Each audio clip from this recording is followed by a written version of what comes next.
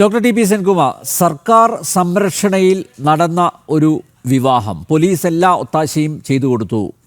കുറച്ചു മുമ്പ് ഈ വിവാഹം നടന്ന ക്ഷേത്രം നയനാർ ദേവക്ഷേത്രം സെക്രട്ടറി അജിത് കുമാർ വാർത്താസമ്മേളനം നടത്തിയിരുന്നു. അദ്ദേഹം പറഞ്ഞത് രേഖകൾ നമുക്ക് ലഭിച്ചിരുന്നു, ആധാറും ജനന സർട്ടിഫിക്കറ്റും കൃത്യമായിരുന്നു, പോലീസും രേഖകൾ പരിശോധിച്ചിരുന്നു, രേഖകൾ വ്യാജമായി തോന്നിയില്ല, മാത്രമല്ല ക്ഷേത്രം മിശ്ര വിവാഹത്തെ പ്രോത്സാഹിപ്പിക്കുന്നു, അതുകൊണ്ടാണ് കല്യാണം നടത്തി കൊടുത്തതെന്നാണ് പറഞ്ഞത്.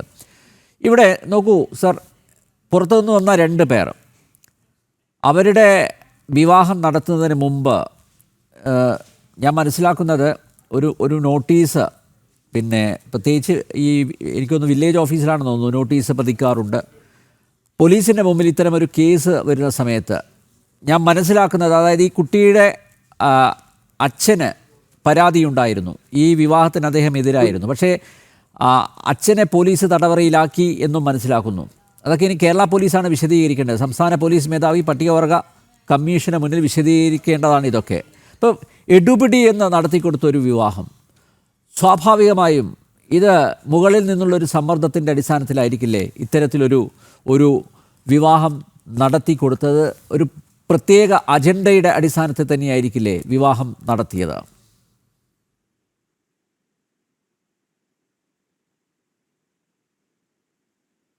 അനിൽ നമ്പർ, എനിക്ക് കുറച്ച് സമയം കൂടുതൽ വേണ്ടി വരും. ഒന്ന്, ഈ അരിമാനൂർ നൈനാർ ക്ഷേത്രത്തിലെ ആ പറഞ്ഞ ആൾക്ക് യാതൊരു വിവരവുമില്ല.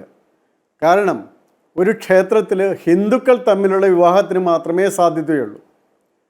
ഹിന്ദു മതത്തിൽപ്പെട്ട ഏത് ജാതികൾ തമ്മിലും ഹിന്ദുമത ആ ക്ഷേത്രത്തിൽ വിവാഹം കഴിക്കാം, അതിന് നിയമസാധ്യതയുണ്ട്. അല്ലെങ്കിൽ സിഖ്, ബുദ്ധിസ്റ്റ്, അതുപോലെ ഹിന്ദുവായിട്ട് അംഗീകരിക്കപ്പെട്ടിട്ടുള്ള ആ സമൂഹങ്ങളിലെ ആൾക്കാർക്ക് തമ്മിൽ ഒരു ക്ഷേത്രത്തിൽ വിവാഹം കഴിക്കാം.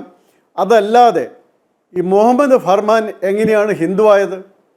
അപ്പം മുഹമ്മദ് ഫർമാൻ എന്ന് പറയുന്ന ഒരാളുമായിട്ട് ഒരു ഹിന്ദു പെൺകുട്ടി ഒരു ക്ഷേത്രത്തിൽ വെച്ച് ഏജ് 18 കഴിഞ്ഞു എന്ന് തന്നെ വിചാരിച്ചോളൂ. അങ്ങനെയാണെങ്കിലും ആ വിവാഹം സാധുവല്ല. അവർക്ക് അതേപോലെ മിശ്ര വിവാഹം നടത്താനൊന്നും ഒരു അധികാരവും ഇല്ല. അവർക്കുള്ള അധികാരം എന്ന് പറയുന്നത് ഹിന്ദു മാരേജ് ആക്ട് 1955 അനുസരിച്ച് വിവാഹം നടത്താനുള്ള അധികാരമേ ഉള്ളൂ. അപ്പോൾ ആ ക്ഷേത്രത്തിന് ഒരു കാരണവശാലും അത് പറഞ്ഞ് മാറാൻ പറ്റില്ല, ഞങ്ങൾ ഒരു മിശ്ര വിവാഹം നടത്തി അതിൻ്റെ ക്രെഡിറ്റ് എടുക്കാൻ നോക്കിയതാണെന്ന്. അല്ല, അത് നിയമവിരുദ്ധമാണ്. ദാറ്റ് മാരേജ് ഈസ് വോയിഡ് അബ് ഇനീഷ്യോ. അത് തുടക്കം മുതലേ വോയിഡാണ്, മനസ്സിലായോ? കാരണം അത് ചെയ്യാൻ പാടില്ലാത്തൊരു കാര്യമാണ് ക്ഷേത്രം ചെയ്തത്. ഇനി രണ്ടാമത്തെ കാര്യം എടുത്താലോ, അത് ഏജിൻ്റെ കാര്യം കൂടി എടുക്കുകയാണെങ്കിൽ, ഏജിൻ്റെ കാര്യത്തിൽ ഇപ്പോൾ ആധാർ പറഞ്ഞു, ആധാറിൻ്റെ കാര്യം ഒന്ന് നോക്കിയാൽ അത് ഇമ്മീഡിയറ്റ് ആയിട്ട് ഒന്ന് ഗൂഗിളിൽ സെർച്ച് ചെയ്ത് നോക്കിക്കോൾ. ഈ ഏജ് പ്രൂഫാണോ ആധാർ? അല്ല, അതെ, ആധാർ ഏജ് പ്രൂവ് ചെയ്യാൻ പോകുന്ന ഒരു റെക്കോർഡല്ല എന്ന് അതിൽ കൃത്യമായിട്ട് പറയുന്നുണ്ട്. അപ്പോൾ അതുകൊണ്ട് അത് രണ്ടുമല്ല. അപ്പോൾ അതുകൊണ്ട് ക്ഷേത്രം പറയുന്ന കാര്യങ്ങളൊന്നും ശരിയല്ല, അത് തെറ്റാണ്. അത് അബറ്ററുടെ റോളിൽ ക്ഷേത്രവും വരും. ക്ഷേത്രത്തിന് ഇതിൽ നിന്ന് പിന്മാറാനായിട്ട് പറ്റില്ല. ക്ഷേത്രം one of the main accused ആണ്. ഇനി ഞാൻ ഈ പറയുന്ന കാര്യങ്ങൾക്ക് കുറച്ച് സമയം വേണ്ടി വരും. ദയവായി ആ സമയം എനിക്ക് തരിക. ഇത് ഏതൊക്കെ ഒഫൻസ് കമ്മിറ്റ് ചെയ്തിട്ടുണ്ടെന്ന് ഞാൻ വായിച്ചു പോകാം. ഒന്ന്, സെക്ഷൻ 19 പോക്സോ ആക്ട് 2002 സെക്ഷൻ 19. ഇത് ഇങ്ങനെ ഒരു മാരേജ് നടക്കുന്നു എന്ന് പറഞ്ഞാൽ അത് പോലീസിനെ അറിയിക്കേണ്ട ചുമതലയുള്ളവർ കുട്ടികളായാൽ പോലും അറിയിക്കണം എന്ന് പറയുന്നത് അത് വളരെ ഇമ്പോർട്ടൻ്റ് ആണ്. ഇനി സെക്ഷൻ 96 ഓഫ് ദ ഭാരതീയ ന്യായ സംഹിത, അതായത് ചൈൽഡ് അണ്ടർ 18 അതിനെ ഒരു സ്ഥലത്ത് നിന്ന് കടത്തിക്കൊണ്ടുപോകുന്നത്, അതുപോലെ അടുത്തത് section 9 of the prohibition of child marriage act 2006, അടുത്തത് section 10 of the prohibition of child marriage act 2006, അടുത്തത് section 11 of the prohibition of child marriage act 2006, അടുത്തത് section 12 of the prohibition of child marriage act 2006, അടുത്തത് section 137 of Bharatiya Nyaya Sanhita, kidnapping and from lawful guardianship, അതാണ് ആ section പറയുന്നത്. അടുത്തത് section 3(2)(3)(5) of the schedule cast and schedule tribes prevention of atrocities act 1989. അടുത്തത് Bharatiya Nyaya Sanhita 2023 section 143 trafficking of person by inducement. അടുത്തത് section 54 of Bharatiya Nyaya Sanhita 2023 അബറ്റർ present. അത് ഈ അബറ്റർ പ്രസൻ്റാണ് 3 പേര്, പ്രത്യേകിച്ച് ശ്രീ M.V. ഗോവിന്ദൻ, ശ്രീ ശിവൻകുട്ടി, ശ്രീ A.A. റഹീം. ഇതിൽ A.A. റഹീമും ശിവൻകുട്ടിയും അവരെല്ലാം അഡ്വക്കേറ്റ്മാരാണെന്നാണ് പറയുന്നത്. അത് ഏതായാലും അവർക്ക് ഡിഗ്രി കിട്ടിയിട്ടുണ്ട്, അതുകൊണ്ടത് അവർ അഡ്വക്കേറ്റ്മാരാണ് എന്നാണ് പറയുന്നത്. ഇനി അടുത്തത് സെക്ഷൻ 337 ഓഫ് ഭാരതീയ ന്യായ സംഹിത. അത് forgery of court records, public records, അങ്ങനെ റെക്കോർഡ്സ് ഫോർജറി ചെയ്ത് ഉണ്ടാക്കുന്നതിന്. അടുത്തത് section 234 of Bharatiya Nyaya Sanhita deals with issuing or signing a false certificate. ഇത് ഫാൾസ് സർട്ടിഫിക്കറ്റ് ഉണ്ടാക്കിയതിനുള്ള കുറ്റം. Section 83 of juvenile justice care and protection of children act 2015. അടുത്തത് section 84 of JJ act 2015. അടുത്തത് section 174 of Bharatiya Nyaya സംഹിത. അപ്പോൾ ഇങ്ങനെ ഏകദേശം ഒരു 100 ചില്ലാനും വർഷത്തെ പണിഷ്മെൻറ്റ് കിട്ടുന്ന ഒഫൻസസാണ് ഇവരെല്ലാവരും കൂടി ചെയ്തിരിക്കുന്നത്. അപ്പോൾ അതുകൊണ്ട് ഇതിൽ ഈ വിവാഹം നടത്തി കൊടുത്ത വിവാഹമല്ലാതെ അത് വിവാഹം എന്ന് പറയാൻ പറ്റില്ല. ഒരു ഹിന്ദുവും അഹിന്ദുവും വിവാഹം കഴിക്കണമെങ്കിൽ അത് സ്പെഷ്യൽ മാരേജ് ആക്ട് പ്രകാരം മാത്രമേ സാധിക്കുള്ളൂ. അപ്പോൾ അതുകൊണ്ട് ഒരു ക്ഷേത്രത്തിൽ വെച്ച് ഒരു ഹിന്ദുവിനോ ഒരു അഹിന്ദുവിനോ വിവാഹം കഴിക്കാൻ പറ്റില്ല.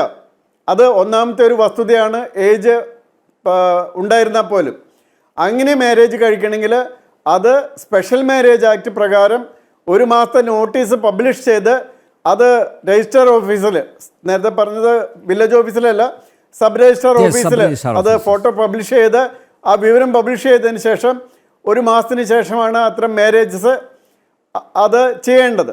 അപ്പോൾ ഈ എല്ലാ ഒഫൻസും നടത്തിയിരിക്കുകയാണ്. അതിൽ നേരത്തെ അവസാനം ഞാൻ പറഞ്ഞില്ല, അബറ്ററായിട്ട് വരുന്ന പ്രധാന ആൾക്കാരാണ് ശ്രീ A.A. റഹീം, ഒരു നിയമജ്ഞൻ MP എന്നത് കൂടാതെ LLB കഴിഞ്ഞ് ഒരു അഡ്വക്കേറ്റ് എന്ന് പേരിൻ്റെ മുന്നിൽ വയ്ക്കുന്ന advocate V. Sivankutty, advocate A.A. റഹീം എന്നിവരൊക്കെ പറയുന്നത് അഡ്വക്കേറ്റ്മാരാണെന്നാണ്. അവർക്ക് നിയമത്തിൽ എന്തായാലും ജ്ഞാനമുണ്ടാകണം. M.V. ഗോവിന്ദൻ എന്ന് പറയുന്ന ആൾക്ക് ജ്ഞാനമുണ്ടാകണോ എനിക്കറിയില്ല. ഏതായാലും അദ്ദേഹം ഒരു പാർട്ടിയുടെ സെക്രട്ടറിയാണ്. അപ്പോൾ ഇതിൻ്റെയൊക്കെ കാര്യങ്ങൾ നമ്മൾ ശ്രദ്ധിക്കേണ്ടതാണ്. ഇത്ര അധികം ഒഫൻസസ് ഒരുമിച്ച് കമ്മിറ്റ് ചെയ്തിരിക്കുന്നു. ഞാനിപ്പോൾ വായിച്ചിട്ട് എൻ്റെ തൊണ്ട പോയി. അത്രയധികം ഒഫൻസസ് ആണ് ഇതിൽ വരുന്നത്. ഈ അന്വേഷണം മധ്യപ്രദേശ് പോലീസ് കണ്ടിന്യൂ ചെയ്യുന്നതോടുകൂടി അത്രയധികം കേസുകളാണ്, എത്രയധികം സെക്ഷൻ ഓഫ് ഒഫൻസസ് ആണ് ഇതിൽ വരുന്നത്.